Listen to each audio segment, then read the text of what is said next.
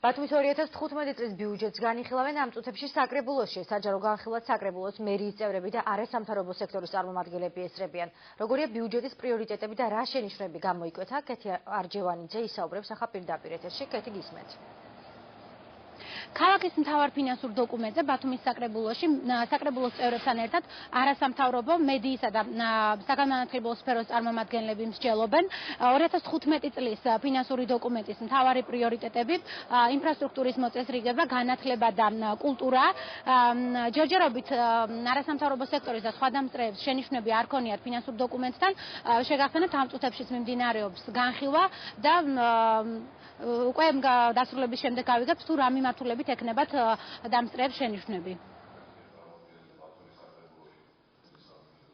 გამოიკვეთა 5 ძირითადი პრიორიტეტი და მიმართულება ძირითადად ყველა საკრებულოს, იმიტომ რომ ეს მიმართულებები ასახავს იმ ერთიან მდგომარეობას, რომელიც დღეს ქვეყანაშია. ეს არის რასაკვირველია, პირველი, ეს არის ქვეყნის თავდაცვის უნარიანობა, თავდაცვის უნარიანობის ამაღლება, მეორე ეს გახლავთ ინფრასტრუქტურა, მესამე ეს გახლავთ ჯანდაცვა და სოციალური საკითხები და პრობლემატიკა, მეოთხე ეს გახლავთ განათლება და სპორტი. ეს ამ ძირითადი მიმართულებებით ხდება სწორედ ბიუჯეტის გადანაწილება, ანუ ეს არის პრიორიტეტული.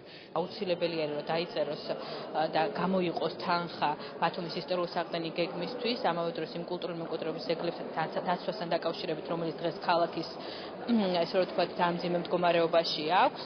ამ მიმართულებით არის ჩვენი რეკომენდაცია და ამავე დროს თითქმის ყველა პროგრამა უნდა იყოს ადაპტირებული შეშემოყირებთან მიმართებაში.